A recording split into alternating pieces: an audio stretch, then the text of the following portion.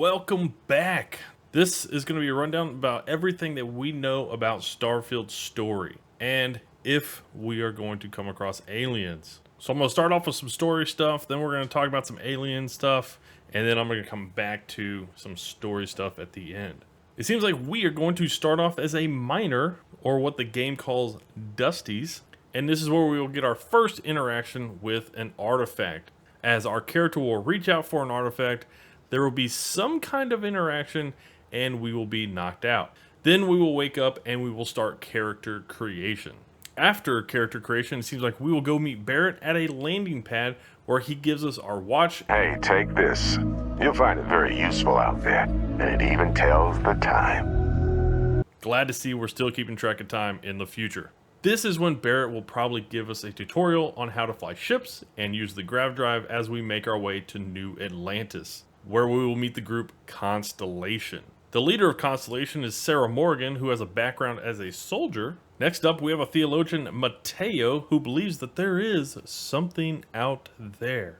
Also, don't forget about Noel, who is a gifted scientist.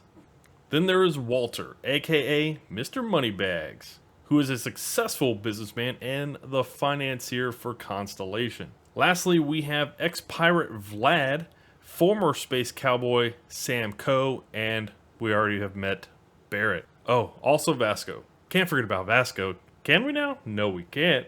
Who's a good boy? I'll follow you from here on out, Captain. Back in December, Will Shin, who is the lead quest designer for Starfield, answered some community questions and he gave us a brief rundown that we will go back to our old system, the Sol system, you know, the one we actually live in, which in Starfield's lore is called the Old Neighborhood. And we are sent there to discover the mysteries of the artifact. We will discover what happens to Earth, and I can tell you what happens, it is the new Mars.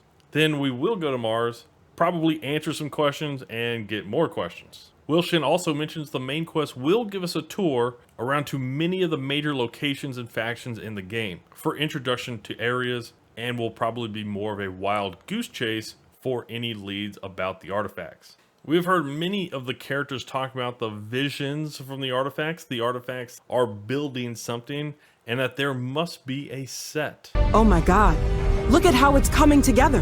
That means there's a set built by an intelligence outside the settled systems. Now, I'm inclined to think the artifacts will make a key of some kind that will be activated at the structures. Now, what structures, you might ask? Well, it's these.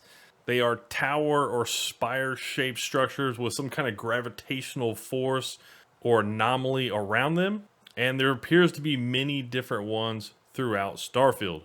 Once inside, we will use the rings and we will see them spin up. And that is the question. Is it a black hole, a wormhole, communications? Maybe we get some new ability. Maybe we FaceTime a distant galaxy.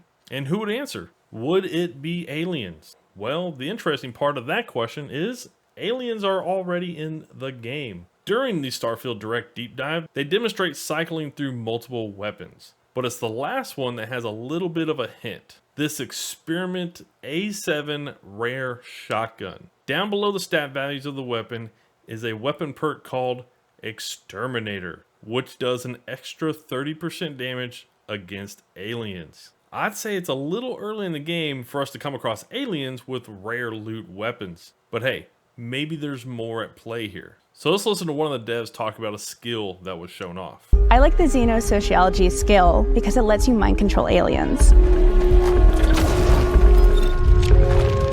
So I probably would have described that thorn mantis as a fauna or a creature, but Nadia referenced the xenosociology skill controls aliens. And then they show a clip of the character controlling an alien. So if fauna and creatures are going to be defined in Starfield as aliens, then we need to adjust our definition of aliens in Starfield. And well, maybe that makes some sense. If we do come across another highly intelligent life form, it would be kind of disrespectful to call them aliens. You would want to know what they call themselves, like Klingon, Vulcan, or Kree, just like we would say, we are human. There are a couple of times where the Constellation characters use the word alien. The artifacts are so different, so alien, And I'm certain one of them reached out and spoke to you. Now, I think in the use case here, all they are really saying is different. And if you look up the definition of the word alien, you will see it interchangeable with strange or different or unique or special. So I think Bethesda chose their words wisely to build up intrigue and curiosity. Also in the deep dive, we have an encounter with a crew on an unidentified ship. You're human. We thought we were the only ones to leave Earth. This was a really interesting scene. First, you notice the two people in the yellow suits on the right both have weapons out, and as you approach the lady, you see one of them on the edge of the screen point their weapon in your direction. Now, this isn't to be hostile, but more defensive, given her reaction. The words that are chosen here are very deliberate. The words, "you're human," suggest she's been in contact with other life forms than human, or she didn't expect to come across humans. Not exactly the same thing. The part, "we thought we were the only ones to leave Earth," has some real whopper of possibilities and opens up many more questions. Like, are these the first people to leave Earth? If so, where have they been the past couple hundred years? Or is she referencing we as their settled people and their history as they knew it? Is there some kind of time, gravitational, wormhole thing going on here? And I'm a little bit more in that camp.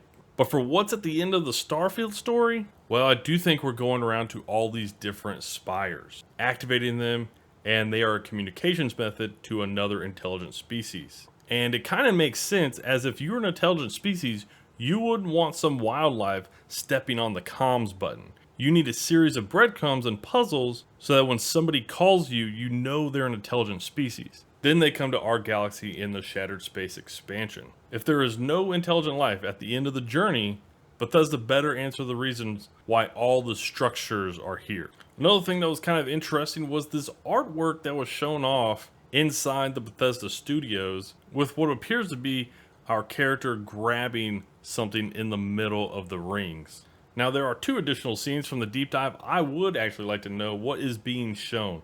The first is this shadowy person-like outline. I tried zooming in on it, and you can't really tell anything. You can just clearly see a human-like outline. The second is this strange thing standing on a rock. Is this a creature? Us wearing a creature suit? Or an actual intelligent life form?